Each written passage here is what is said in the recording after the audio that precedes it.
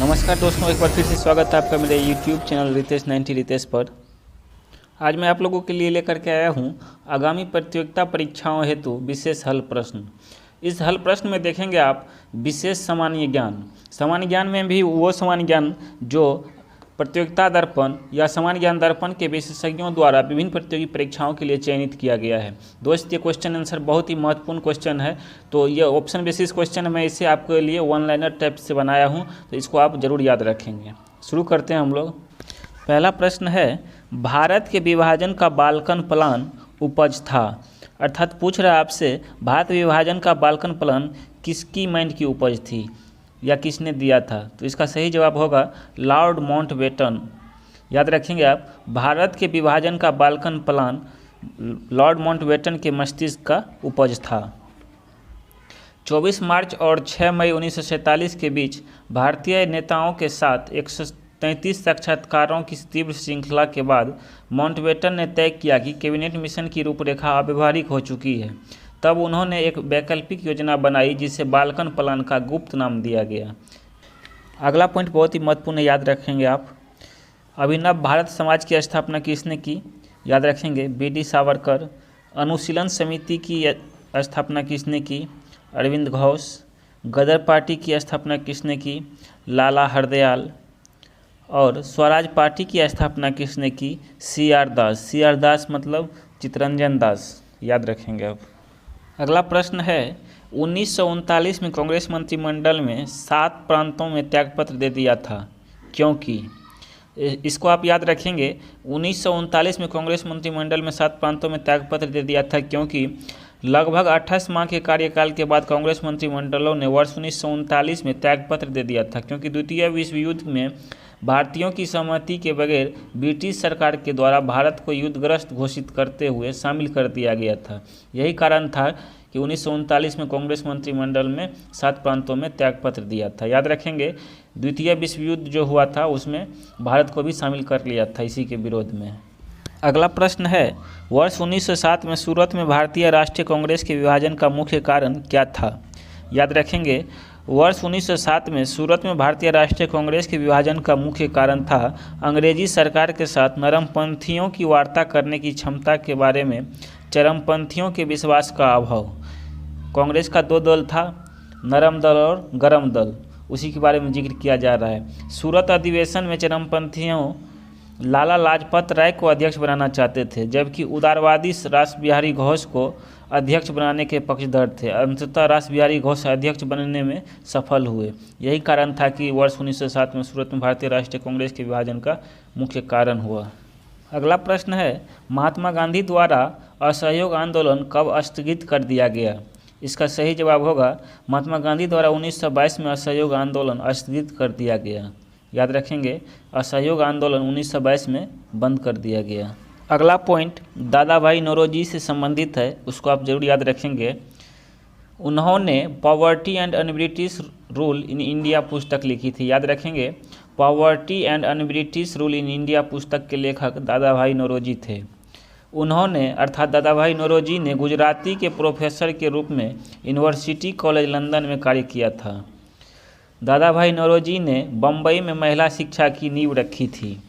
दादा भाई नौरोजी 1892 में ब्रिटिश पार्लियामेंट के सदस्य के रूप में उदारवादी पार्टी अर्थात लिबरल पार्टी के टिकट पर चुने गए थे। इन पॉइंट को आप याद रखेंगे। अगला प्रश्न ऑप्शन बेसिस प्रश्न है, रॉलेट सत्याग्रह के संदर्भ में निम्नलिखित में से कौन सा कथन सही है?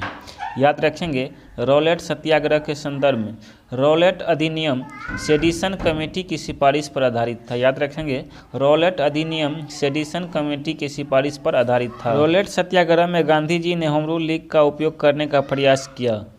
रॉलेट सत्याग्रह काला कानून था जिसमें किसी भी व्यक्ति को संदेह के आधार पर गिरफ्तार किया जा सकता था। रॉलेट अधिनियम सेडिशन कमेटी की सिफारिश पर आधारित था। इसका गठन भारत में क्रांतिकारी गतिविधियों को दबाने के लिए किया गया था। वर्ष 1919 में जब गांधी जी ने रॉलेट एक्ट के खिलाफ सत्याग्रह की अपील की तो वे सभी लोग इसमें शामिल हो गए जिनमें होम रूल आंदोलन के राजनीतिक रूप से जागरूक बनाया था। सैमन आयोग भारत में 3 जनवरी 1928 को पहुंचा, जिसके विरोध में सभी प्रमुख नगरों तथा कस्बों में हड़ताल रही थी तथा सैमन वापस जाओ के नारे में इसका स्वागत हुआ था। अगला प्रश्न याद रखेंगे आप, निम्नलिखित में से किसने कहा था विदेशी वस्त्रों की बर्बादी ही उनके साथ सर्वोत्तम व्यवहार है? इसका सही जवाब होगा महात्मा गांधी। महात्मा गांधी ने ही कहा था विदेशी वस्त्रों की बर्बादी ही उनके साथ सर्वोत्तम व्यवहार है। अगला प्रश्न है, इस मिसाल में हम मुसलमानों को हिंदुओं से भिड़ा नहीं पाए। निम्नलिखित में से कौन सी एक घटना से एंचिसन के इस कथन का संबंध है? याद रखेंगे, एंचिसन का कथन है कि इस मिसाल में हम मुसलमानों को हिंदुओं से भिड़ा नहीं पाए, यह खिलाफत और असहयोग आंदोलन से संबंधित है। खिलाफत और असहयोग आंदोलन 1919 एवं 1922 में एंचिसन चाह रहा था कि हिंदू और मुसलमान आपस में भिड़ जाए। एक दो पॉइंट और याद रखेंगे, जैसे चंपारण सत्याग्रह 1917, 1942 अगस्त क्रांति। अगला प्रश्न है, लाहौर षड्यंत्र मामले की परिणति किसकी फांसी में हुई? इसका सही जवाब होगा लाहौर षड्यंत्र मामले की परिणति भगत सिंह, सुखदेव और राजगुरु की फांसी में हुई। अगला प्रश्न है, भारत छोड़ो आंदोलन किसकी प्रतिक्रिया में प्रारंभ किया गया? इसका सही जवाब होगा भारत छोड़ो आंदोलन क्रिप्स प्रस्ताव की प्रतिक्रिया में प्रारंभ किया गया। अगला प्रश्न है, खिलाफत आंदोलन के मुख्य उद्देश्य निम्नलिखित में से कौन कौन से थे? इसका सही जवाब होगा खिलाफत आंदोलन का मुख्य उद्देश्य भारत के मुसलमानों में ब्रिटिश विरोधी भावना उत्पन्न करना और ऑटोमन साम्राज्य की रक्षा और खिलाफत का रक्षण करना था। भारत के मुसलमान तुर्की के सुल्तान को इस्लामी साम्राज्य का खलीफा मानते थे। प्रथम विश्व युद्ध में तुर्की मित्र देशों के विरुद्ध लड़ा था। युद्ध के समय ब्रिटिश राजनीतिज्ञों ने भारतीय मुसलमानों को वचन दिया था कि वे तुर्की साम्राज्य को किसी प्रकार समाप्त नहीं होने देंगे, लेकिन युद्ध समाप्त होने के बाद ब्रिटिश सरकार ने तुर्की साम्राज्य का विघटन कर दिया। भारतीय मुसलमान ब्रिटिश साम्राज्य से नफरत करने लगे और उन्होंने तुर्की के ऑटोमन साम्राज्य की रक्षा और खलीफा को बनाए रखने के लिए आंदोलन प्रारंभ किया। तुर्की साम्राज्य के विभाजन के विरुद्ध शुरू हुए खिलाफत आंदोलन ने उस समय अधिक जोर पकड़ लिया। तब इसमें महात्मा गांधी भी शामिल हुए थे। अगला प्रश्न है, नीचे दिए गए राज्यों को भारत संघ के संपूर्ण राज्य का दर्जा प्राप्त होने का सही कालानुक्रम कौन सा है? इस टाइप का प्रश्न का जवाब देने के लिए दोस्तों आपको राज्य का स्थापना अर्थात किस राज्य का स्थापना किस वर्ष हुआ था वो आपको याद रखना जरूरी है। इसीलिए आप याद रखेंगे, आंध्र प्रदेश का गठन 1953, राजस्थान 1956, महाराष्ट्र 1960, नागालैंड 1963, हरियाणा 1966, हिमाचल प्रदेश 1971, मेघालय 1972, सिक्किम 1975, अरुणाचल प्रदेश 1987, छत्तीसगढ़ 2000, उत्तराखंड 2000, झारखंड 2000। तो याद रखेंगे छत्तीसगढ़ 1 नवंबर 2000, उत्तराखंड 9 नवंबर 2000 और झारखंड 15 नवंबर 2000।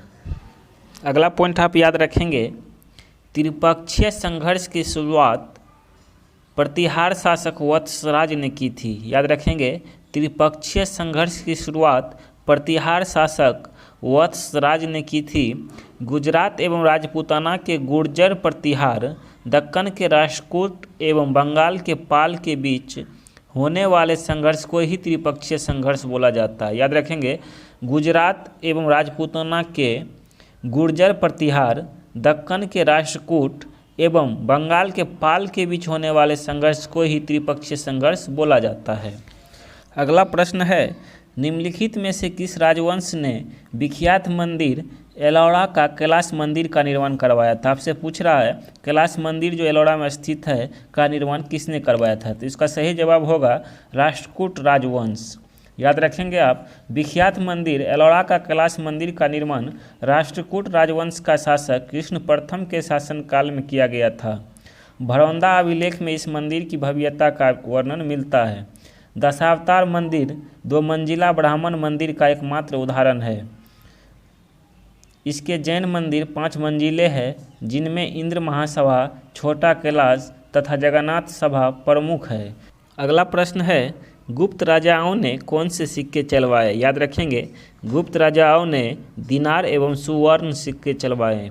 याद रखेंगे, गुप्त राजाओं ने दिनार एवं सुवर्ण सिक्के चलवाए। गुप्त राजाओं ने 2 सिक्के चलवाए, दिनार जो कि रोमन साम्राज्य की नकल से चलवाया गया था। याद रखेंगे, दिनार रोमन साम्राज्य की नकल से चलवाया गया था। सुवर्ण ये सोने एवं चांदी का बना शुद्ध भारतीय सिक्का था। अगला प्रश्न है, बौद्ध धर्म की शिक्षाओं के बारे में कौन सा ग्रंथ बताता है? याद रखेंगे, बौद्ध धर्म की शिक्षाओं के बारे में सूत पिटक ग्रंथ बताता है। सूत का शाब्दिक अर्थ होता है धर्मोपदेश। बुद्ध के धार्मिक विचारों व उपदेशों के संग्रह वाला गद्य पद्य मिश्रित यह पिटक संभवतः त्रिपिटकों में सर्वाधिक बड़ा एवं श्रेष्ठ है। त्रिपिटक याद रखेंगे आप, अधिधम्म पिटक, विनय पिटक एवं सूत पिटक।